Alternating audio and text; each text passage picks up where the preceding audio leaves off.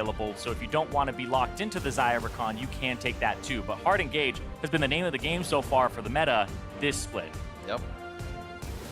Not too many fared well on Lucian yesterday in the LCS. Doublelift had his victory, and it was picked a few times, so we'll see. Stixie might want to try his hand at it today to bring that 1-to-1 to fruition for CounterLogic Gaming.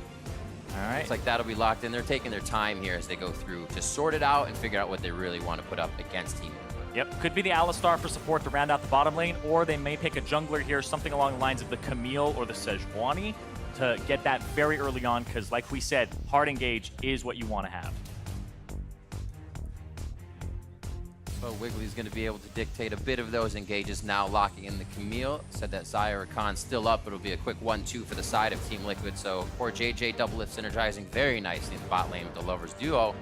And Power of Evil now to sort out possibly his pick or something that will go in the bot lane there with Fallen Bandit. Yeah, what I'm very interested in is that CounterLogic Gaming had side selection for this match, and they selected red side, which speaks to me that they have a counter pick waiting to happen. I expect them to pick a Power of Evil champion as their last pick, not here in the draft, because if you're picking red side and you have PoE and he wants to counter a Lissandra with something like a Xerath, we're looking for what he's able to bring out, because he does have those obtuse champions in his pool, specifically for countering matchups. The better look as well always helps. Yesterday, that Xerath was against 3 hard engages, Leona, Lissandra, Camille, I believe. So it's kind of hard to stand still and do anything with Xerath in that situation. So I like your point there that he's going to go ahead and wait. The Alistar, as you said, was locked in for Biofrost as we see the second phase of bans coming through. Starting off with Gragas for CounterLogic Gaming. Interesting, because the Gragas, I'm not sure exactly why. It's probably because it's an Smithy special. The Sejuani is also another tank champion that he could pick up in the jungle. But Xin Zhao also exists right now with the Hail of Blades and can do a fantastic job of skirmishing early with the Camille, as well as level 2 ganking, and covers all those bases. So if they're going to put another ban towards the jungle pool, I would expect it to be something like the Xin and not the Sejuani. Sion taken out for Fallen Bandit. Can't have as safe as a lane up top.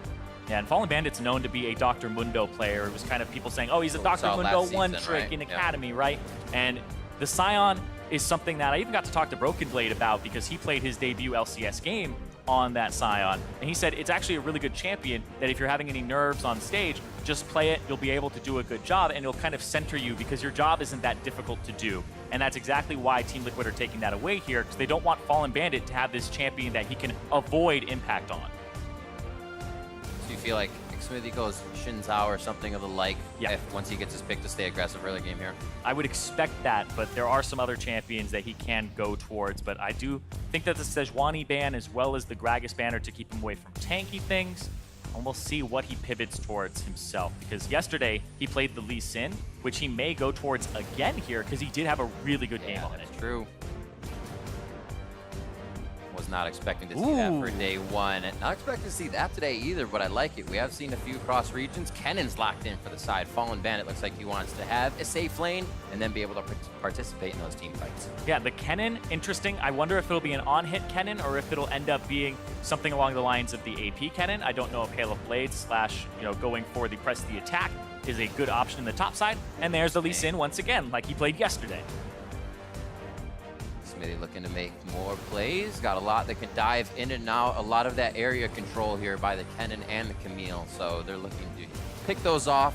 Lee Sin to be in and out, grab somebody with Urgot. I like both teams. They have different ideas, though, as they come together. Yeah, it's funny, though, because when you think of Xmithy, a lot of people think of the tank play, the Gragas, the Sejuani. I think of way back in the day, Vulcan, XDGG, those teams where he was the most improved player, and he had actually played the Lee Sin and was one of the best Lee Sins in the NALCS at the time. But that was almost 6 years ago at this point, back in Season 3.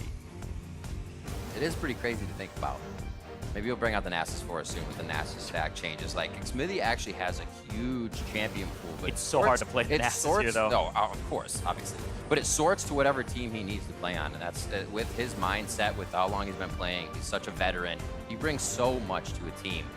He doesn't have to just be on those tanks. Like you said, back on that Lee Sin, we get Orion in the mid lane for Power of Evil, the wheelhouse champion. We're hoping he can get something to feel really good coming into today's game, because it is not going to be easy against Jensen. Yeah, and Jensen on Team Liquid was just pretty much a lot of people's minds. It's an upgrade on this team that already had 2 championships back-to-back last year, and then they improved on it with Core JJ and Jensen.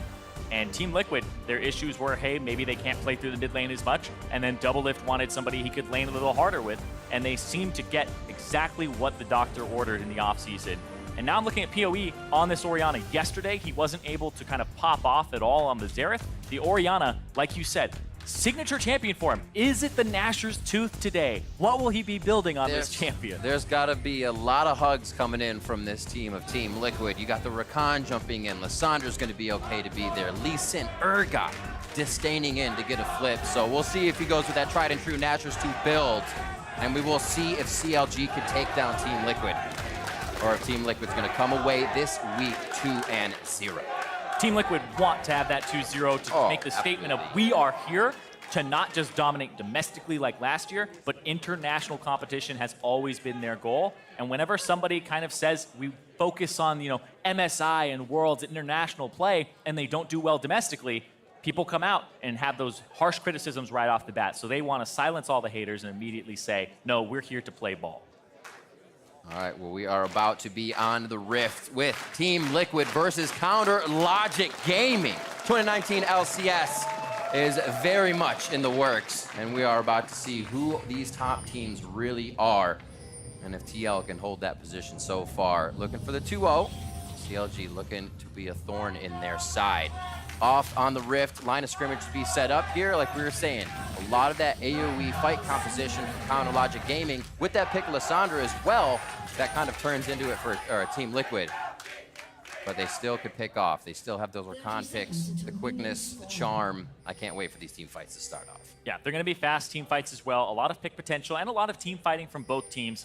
I'm looking at Fallen Bandit here. He has the Kleptomancy on the Kennen. He started with E as well, so he's looking to kind of bully back this bully lane and try to end up with more gold and rush towards those expensive items. I think he'll be going AP when I see Kleptomancy, because those items are a little bit more expensive than the attack speed ones. And your buck goes a little bit further with those items too. It's quite squishy on the side of Team Liquid as well. A big slicing Maelstrom could really change a team fight with what these guys are going to be building on the side of TL. And they're going to have Wiggly alongside Power of Evil, trying to make a combination happen, maybe with Biofrost in there too, with the Cowball delivery, an old CLG classic from back in the day when Afromu was there. A lot of things to really help each other synergize. Wiggly keeps someone in, definitely someone going down by slicing Maelstrom, or the Cowball, like you said. Looking at the side of TL, though, what do they have to offer? Where does this team turn on, and at what point?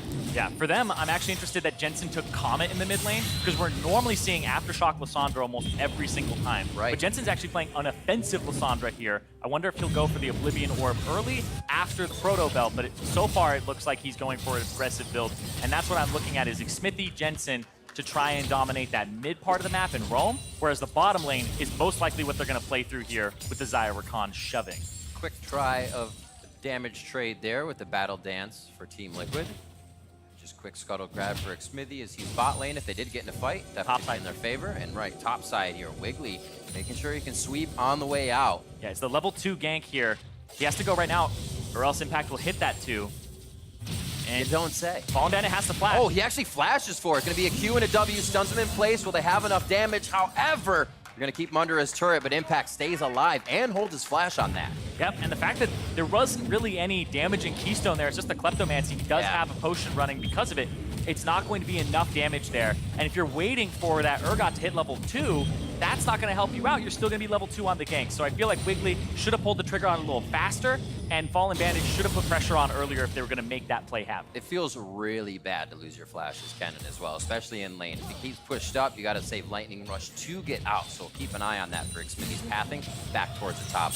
Yeah, but what's happened here is they've now split the jungle. It's what people call vertical jungling here, where Wiggly is now on the top half of the map, and Xmithie has to go to the bottom side to get camps. So Xmithie will be able to kind of force up. Look what they're doing. They're actually going, Stixxay and Biofrost were going to spot Xmithie and figure out exactly what he was doing. He did take those camps, and they can call that out. They get the TP from Impact. Camps are traded on both sides. Xmithie now heads down for his Krug camp.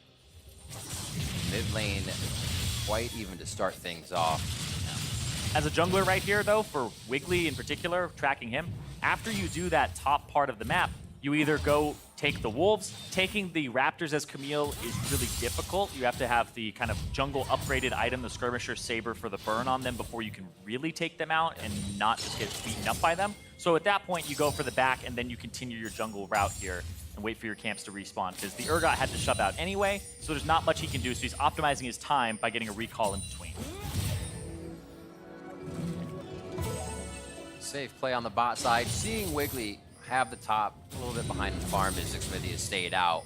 When can they somewhat meet, right? When does Wiggly want to meet him? Does Wiggly want to avoid the pathing of Xmithie and just gank, or doesn't? It really depends, because the Camille, I feel like, is a good duelist, but you do have to get to a point where you get the jump on people with your CC, and you can get the first part of the precision protocol running. Because if you get that going later in the fight, it's not going to help you out as much. Sticking to the target will be a little bit more difficult.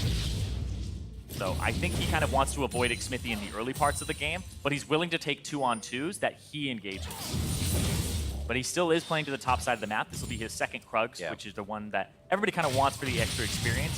Xmithie takes his first back and just gets some long swords in, so now you definitely don't want to cross him in a dark jungle alley. The red smite kick in the face would not be what Wiggly wants right now. He heads towards his bot. He's going to clear wolves and see what maybe he can make happen within these lanes. Yeah, it's probably going to be a Scuttle Crab afterwards. We'll see PoE. How close is he to 6? Yeah, this is the push-up. PoE is shoving so that they can get crab priority, and this is the mid-lane jungle just shoving in to make sure that they can grab that extra camp. But we'll see if Xmithie has anything to say about it.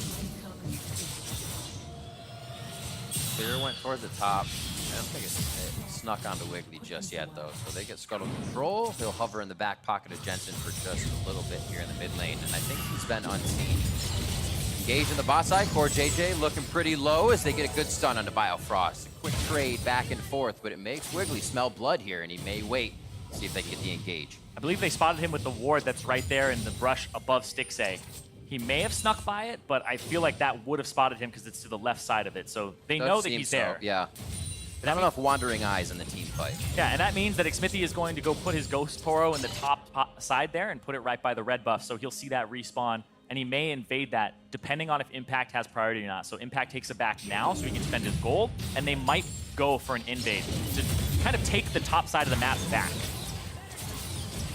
Action of Biofrost trying to get advantage in lane down here on this bot side as Double Lift is low on mana. Can't trade too much, but auto attacks back at Stixay and Biofrost as they keep a bit of a CS lead, and this lane control helps them get a little bit of that dragon pressure down. Ocean Break now over to CLG, so that Scuttle Crab pays off as well. Everybody's working together very well here as Team Liquid seems to be sizing up their opponent. Yeah, and there's about a 600 gold lead already for CLG through Fallen Bandit with the Kleptomancy, and a little bit through Biofrost as well with the gold generation from his item. It's actually interesting because he's got about 300 or 240 gold more, but that's not what you see on the item there. So he may have actually taken one or two things by himself. There's no plates gone.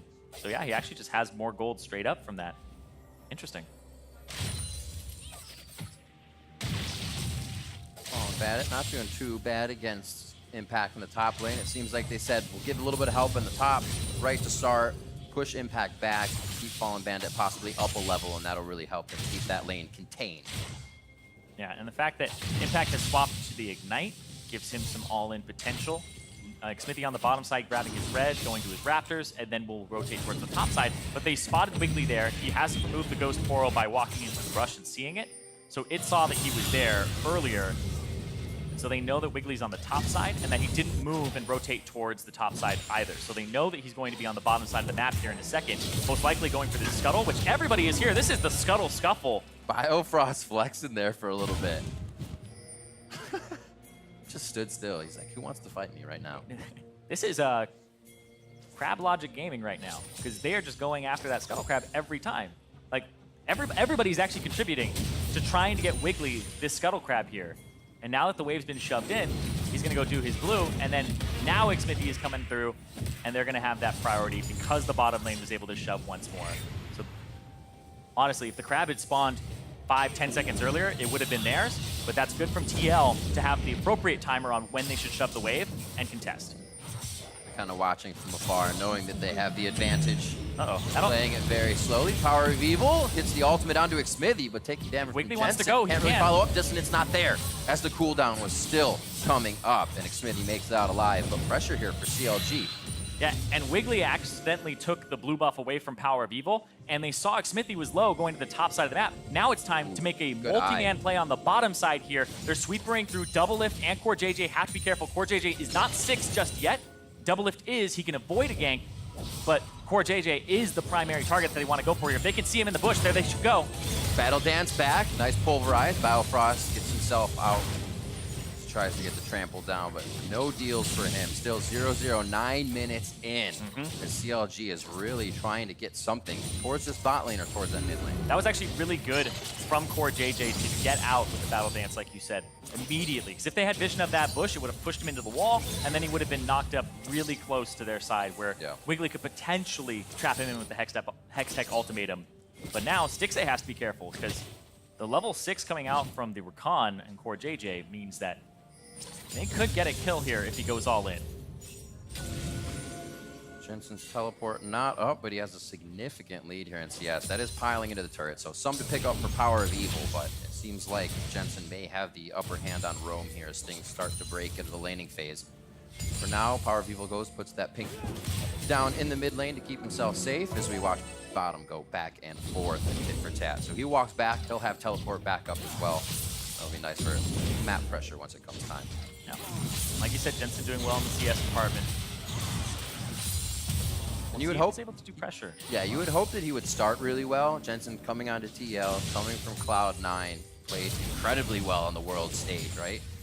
Was he going to be able to just keep doing the same performances? And it's tested day one, still came up pretty good. Yeah, the Cassiopeia, I feel like, in the composition they were playing, shouldn't have been able to have any business in the mid-range area against a long-range poke team. Right. But that's kind of on the enemy misplaying it too. And we'll see right here, CLG have kind of been containing the roams, contesting Scuttle Crabs, getting vision around the bottom side. When I talked about it earlier, Xmithy kind of wants to play through mid and Jensen to play through Double Lift and Core JJ as a four-man unit on the bottom side. But CLG have been preventing that with their vision and the contesting of the Crabs, as well as PoE trying to shove Jensen in as much as he can.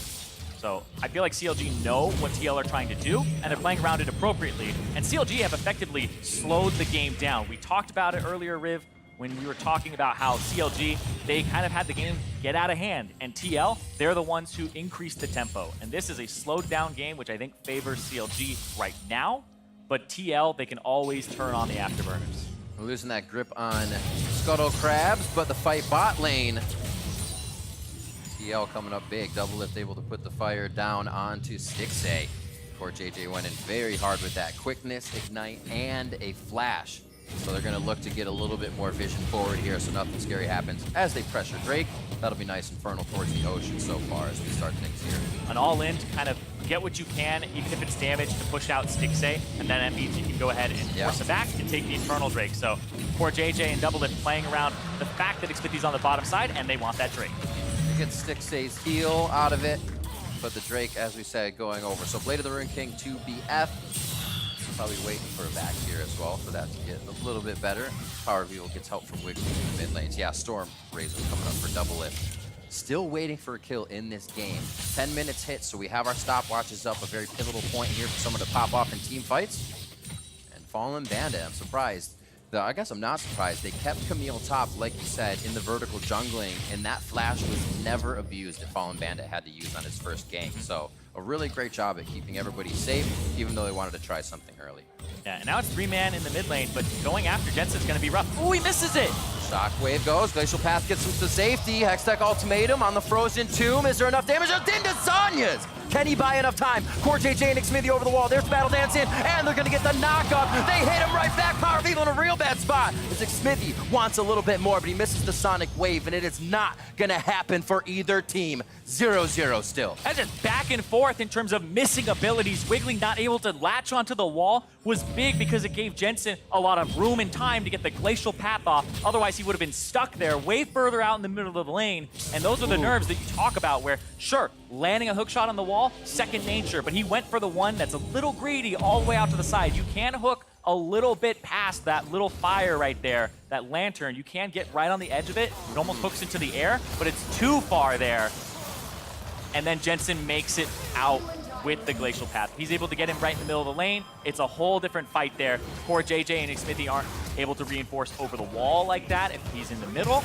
And then the kickback from Xmithy, but the turret is not on Power of Evil. And then the follow-up Q not missing, or not hitting either.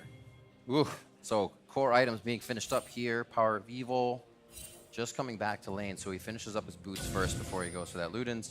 Yeah, honestly, the biggest thing to come out of that play is that Fallen Bandit gets a turret plating on that top side, and I believe they also got a middle turret plating here for Cloud9. So good call. Or for, sorry, for fall, so you for get a TL. little extra gold. It's not Jensen, man. I'm having a for Jensen. Oh man.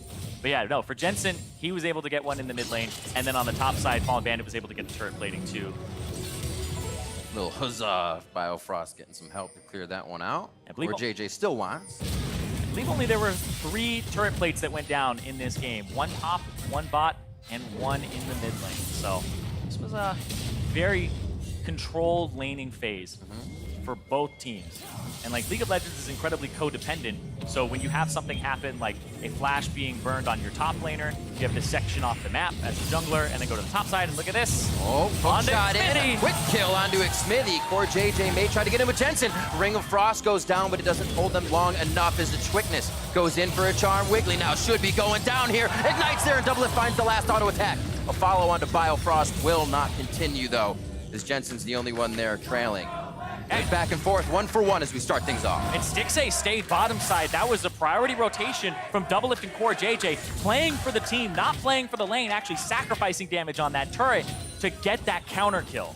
Feels nice for Double Lift. He just came out of base to get himself a kill. He did a flash to get into range for all of that situation. So needs that ult for safety. And we'll see it one more time here. You can see Double Lift in the bot. He's like, oh, a fight. I need to get up there as CLG engages. PoE missing the shockwave there, pretty much getting all the camps. I guess he secured the Raptors, but then Wiggly goes in, and then he gets CC'd down by the Charm, followed by Jensen's ultimate, and then the Ignite, and the final shot there from Double Lift to seal the deal. Picking himself up some Ninja Tabis to stay safe in all these Wiggly engages. Fallen Bandit. Feeling like that sixth sense is kicking in the top lane, but he'll stay safe under his turret. His Rift Herald is looked at here by Team Liquid. Even though Xmithy went down, they are able to kind of stave off the pressure of the fights and pull it back in their favor. So they're getting something out of all of these little hits. Yeah, and now they're warding up the bottom side of the map, playing for that Infernal Drake, which is up in 40 seconds. But Xmithy is working on that Rift Herald, like you said. They want to get this bottom turret down. It's below half HP. And I've been loving what Power of Evil has been doing with the Shockwave. He's throwing it out on cooldown. I've seen so many Oriannas just hold that ability. He's fishing for flashes, fishing for ultimates, making you dodge it. And now immediately, first turret goes down bottom. Smithy's gonna try to retaliate with the top one. Great wards by CLG, keeping them protected down here as Rift Herald goes towards the top. Power of Evil to clear mid, so that doesn't fall. But that's the thing. The Rift Herald is top. Xmithy isn't. Xmithy's going to go straight towards the Infernal Drake on the bottom side and try to contest this. So the jungler is not assisting the Rift Herald in the top turret. He's got his hands in all the pies. Exactly. He's actually in 2 places at once. We'll see if they can make it happen. They don't actually have too much pressure from CLG as they get down onto it. Yeah, Alistar's waiting in the wing, and they have Stixxay, but 2 can't be fighting 3 well, Fallen Bandit The rest TP, of the cavalry TP. comes in, a dissonance in for Power of Evil and Wiggly to get that speed as the teleport comes in. Will he have to flash over the wall to get the cannon ulti in? He's trying to go the long way around, and TL has 4 stacked on the top side. Jensen gets in with a nice Fallen Bandit! Keep himself alive, Hex Tech, but it's not going to hit. He doesn't have the distance. Wiggly in the pit with 2v1 now. Fear Beyond Death drags him under, and Fallen Bandit's going to have the lightning rush away as CLG is scattered out of this fight. They lose the Infernal Drake, they lose Wiggly, and they get nothing in return for it as they lose the top turret as well. Fallen Bandit goes the absolute wrong way around the Dragon Pit. Dude, I would have flashed over the pit. He has to flash on the right side of it. Basically, he could have flashed over, he could have gone to the left. He chooses the right and goes the safest way possible. Whew. See the replay on this. Yeah, let's see that one more time. Because if he goes to the left, TL will see him, but they have vision with that control ward of who is on that left side. If he's able to provide pressure on the left half of this fight, instead of going to the right side, exactly. If he's over there on the left, TL has to position differently, and then right there, he's not even getting the flash out of Double Lift. He doesn't have it, because he used it earlier to get the kill on the Wiggly. That was going to be huge. Fallen Bandit saw the opportunity, but he went about it and navigated it the incorrect way, and Xmithy still gets the Drake in front of Wiggly. So 2 Infernals now as that damage builds up here for Team Liquid. They did not let much happen. Oh, nice shockwave right on a double lift. Here comes the command. Move is not enough to take double lift down. Might be a retaliation, but you're right. On cooldown, that shockwave is out. The pressure in the lane wasn't created enough to get him away because Xmithy and Core JJ were there, but he is ready and raring to take people down when that is up. That was 14 HP. That was so close. Legitimately, if he had another stack on his Dark Seal, that would have been a kill with those AP ratios from all the abilities coming in. Woulda, shoulda, coulda. All it had to be was 14. That's it. That's all he needed. His flash there in mid lane recently lost as well, as you can see it on cooldown. Big teleports coming in around the map. We just had actually a switch from Impact on TP, as you can see that cooling up. He's pushing bot lane. You may want to join his team top. His Core JJ is trying to get this vision down. Dangerous game.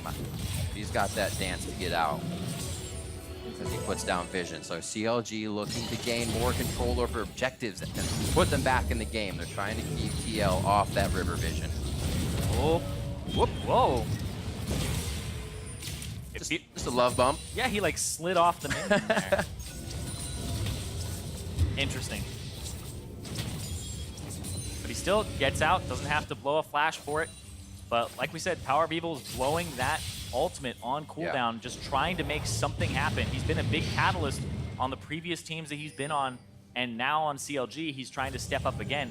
Gold is even, though, with 2 Infernal Drakes in favor of Team Liquid, so he does feel a little bit of this pressure, but he's holding his own against Jensen here. 10 CS up, and the fact that he has a gold bounty on him without actually having any kills means that he's CSing well, and he's got a lot more gold in the game. And it plays kind of the way you want to say it on cooldown, because he's not building the Nashers, he's getting more penetration right away. He just wants to get the damage down.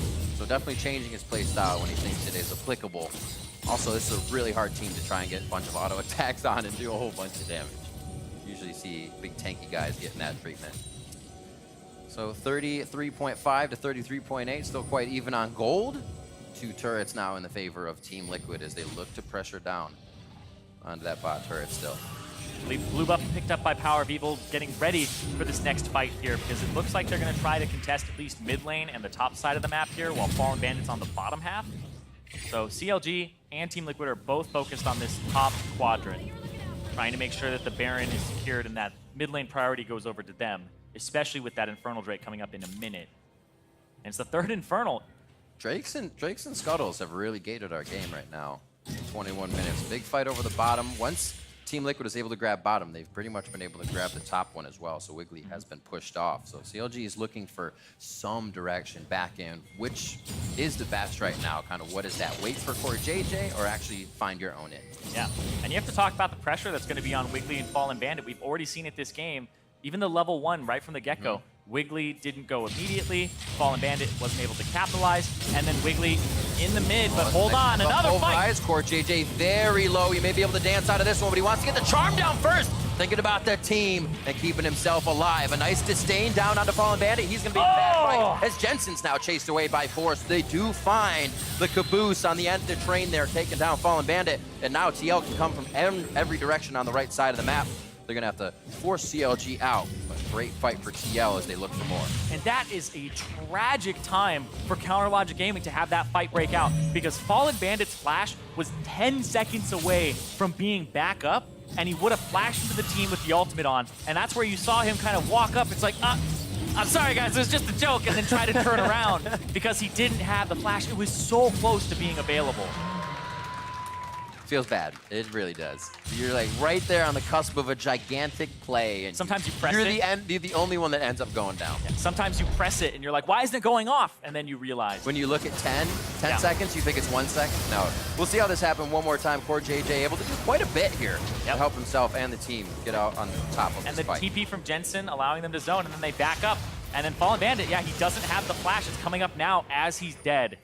And that is where it's tragic, because he uses his ultimate, which means he can't make that snap play as soon as he respawns. He has to wait until the ulti comes back, which then buys more time. It's almost one of those games, because it's also, Impact was there, had the Righteous Glory, so you're also Randuin, so it doesn't even matter if you use your Lightning Rod. It's like everything's just working against him right now. So there is like a mental that needs to almost change, but he can't break, right? He needs to know this is going to be a tough game, and they are still very much in this. Yeah, and he has a moment coming up for him where it's going to be ultimate up, flash up, and he has the hourglass. He has the stopwatch available. 2 items finished too. If he's able to get into the fight and decimate the backline, or at least control it or get flashes, he's going to be in a great spot. But so far, Jensen and Core JJ's crowd control have been on point. I absolutely love how Core JJ is getting away from these fights by the skin of his teeth on the Rakan. The R into the E. He's even using his skin, I believe. So, no, saying, I earned this. Yep.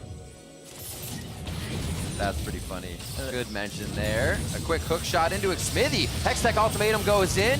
A quick kick to Wiggly gets him out, but Biofrost may be the one going down here. Fallen Bandit just around on the outside. He's got everything up for this fight, but does he have the grouping of TL that he wants? Biofrost still going down as they take down Impact on the top side behind Red. And now it's about to be TL backing off, as they know they lost the member they need in these fights. Yeah, they killed Impact. Impact down means we're going to have 6A go to the top side. It's going to be wave management in the mid, because if you look at the map, it's still very much so Team Liquid favored with 4 turrets to 1. They have to pick up some of these turrets to open up the map to allow their minion waves to push further, which will give them more time after they get a kill to go do objectives before Team Liquid can check them. So that pick is kind of just a drop in the bucket here for CLG. But if CLG start getting these turrets, they could once again surge ahead in gold, because they have 3 turrets available for the taking to even it up versus TL, which would give them a gold lead. And they have a team comp that can be relentless when they're on the siege, too. You're going to have the ball move forward all the time, a lot of damage there to dodge, Qs coming in, the fear of Alistar wanting to go under. They have a lot of options if they get a little bit ahead, but they keep falling a little bit behind here. Fallen Bandit, kind of a dark roam through the jungle. This is a bit scary as he goes for a ward, but he seems to be safe as he knows where they are on the map. It's a hard game for him, because if he goes in and he gets CC'd by Jensen or Core JJ before he gets the snap cast off, then he's going to be a goner, or Xmithy kicks him. So many Kennons have looked the fool when they get kicked out of a team fight by a Lee Sin or headbutted out by an Alistar. And if Xmithy's on point and able to stop that, then it'll kind of take away or steal that moment from Fallen Bandit that he's been looking for this whole game. Look at all this shred as well on the side of TL. That's not even like Biofrost lasts very long in these fights. Yeah. That's pretty much their only tank. The Black Cleaver stacking is very potent against people who are going to have armor, and everybody's pretty much going to have some armor later in the game, potentially Guardian Angel for Wiggly, etc. But this turret in mid, wide open with that mid priority that Team Liquid have. Smithy sees Wiggly, communicates to the team as they start to pincer in onto Impact. Remember, he went down behind the red last fight. Fallen Bandit's in! This one, he wants to help. Bandit's in with Slicing Maelstrom, but is he going to be able to do enough damage? Gets feared on that one as Impact gets a good hit off, keeps himself alive. Fallen Bandit's going to go down as Biofrost could be next with Stixay just on the left. Doublelift wants in, but he turns back quickly. A shield onto Jensen keeps him alive as that Ignite ticks down, and Team Liquid make it out with a sliver of health on many members. And Doublelift still doesn't want to stop this fight. Core JJ's there to help with Xmithy. And that was the moment where Fallen Bandit goes, he has to seize it, he has to go in and try to make it happen. He almost does, but he just barely can't reach the priority targets. He gets 1 or 2 ticks on them, but not enough to really kind of bring the fight home for CLG. And Team Liquid, I gotta say, Core JJ has been impressing me over and over again in this game. It seems like those tiny things where it's like, man, he must be so lucky getting away every single time. But look at that, the battle dance into the wrap everybody up with the charm. Then he flashes away, and then the root there, keep him away. The fear after Impact gets the execute, and then Jensen barely gets out here. Ignite is on him. There's the first shield, waits for it to expire. There's the second shield, keeps Jensen alive. So he's managing all these things at once. He's like the best babysitter in the world. That's one of my favorite things about support. That's why I play it, is you just get to play a mini game in each fight with everybody on your team. It's fantastic. Like, he's running around going like, no, don't put that in your mouth. No, Doublelift, come over here. Don't touch that. Jensen, what are you doing? And he's doing so much in these fights. The multitasking that he's able to have, and the shift in mindset of, I need to be aggressive now, and I need to be defensive, and kind of, you don't have infinite cooldowns. He has to choose how he's using them and use them wisely in these fights. And he's doing exactly that in every single one, which is making it so that TL edges these fights out over and over again. It's going to be sad next patch. That's all I have to say.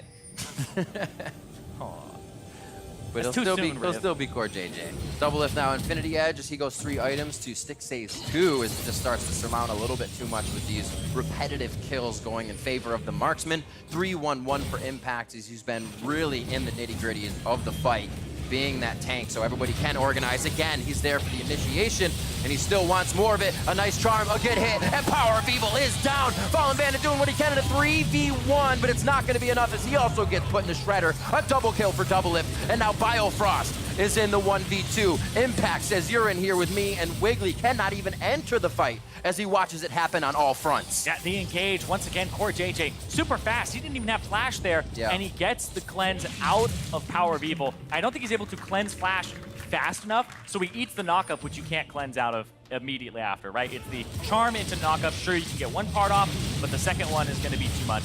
That or the root came through from Double Lift. We'll have to see it one more time, but it is just this duet that is being played in the bottom lane of CC. Baron pressure now in favor of Team Liquid. 29-25 into the game. With a 6,000 gold lead, we'll see this fight one more time. And again, Impact is just ready on the front line searching. He's just fishing with his body, really. Yeah, and like, they back up. Core JJ goes forward, gets the charm into the knockup. Yeah, and he's rooted, and the knockup was enough there. Or sorry, he's charmed. Right. And the knockup, you can't cleanse that out. So he tries to cleanse Flash. It's not going to be enough there. It's a quick pick onto him, and he had a big bounty on his head too. I think he was sporting about 600 gold in terms of bounty. And now you can see Double Lift has the 900 bounty for himself, the QSS to his name. QSS, yeah, I was going to mention that. He needs to stay safe. And now Power of Evil has to be on major wave clear duty here, just spamming the Orianna abilities, the W, the Q, to try and make sure that he can keep the pressure off, but you can't do that in every lane, and the Kennen doesn't have the same type of wave clear. For Team Liquid, the slow game is showing it doesn't have to be a scrappy, kind of all over the place fight. And Core JJ is able to control a lot of these alongside Jensen and Smithy.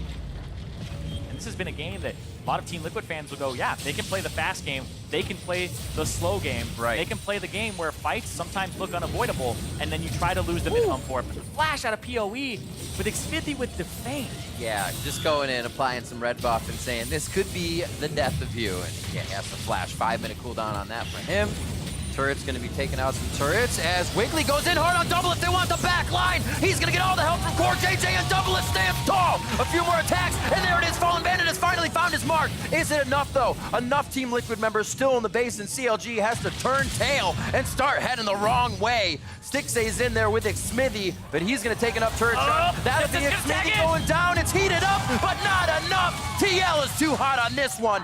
Stixay, one last auto. Jensen not having the Frost Shard in range to get the kill with the Q. And now the inhibitor's gonna go down. They are on the Iron Lung, but CLG is still trying to stop this engage from Team Liquid. Yeah, they had a flank. It was the right idea there. Fallen Bandit comes in from the backside, but then the front side, you gotta watch both sides of the flank, and they get absolutely trounced underneath the turret. They lose 2 inhibitors, and you'll see it again right here.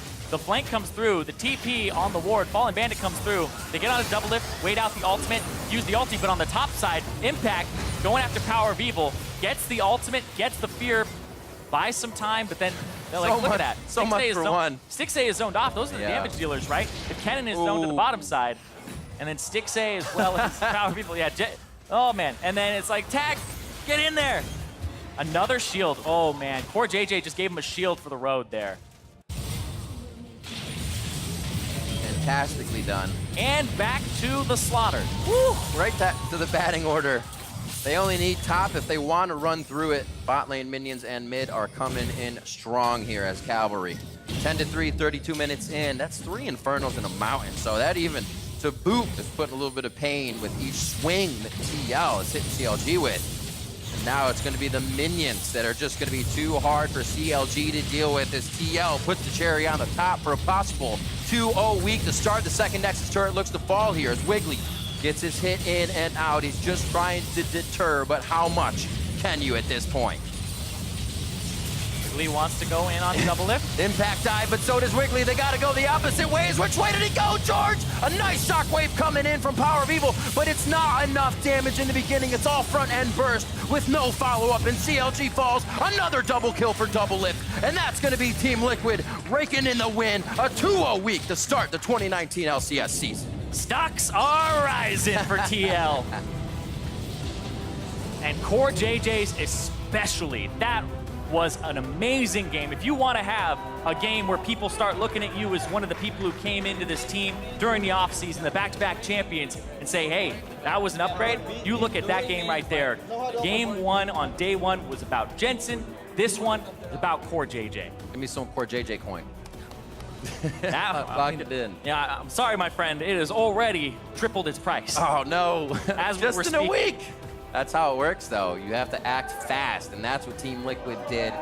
In the beginning, game 1, they had to act fast. Game 2, they know how to play it slow. Their portfolio looks quite nice, and they'll be able to continue with a lot of this success. Like you said, you can look to get a carry from any position on this team. Yeah, and we got to give credit pretty much across the board.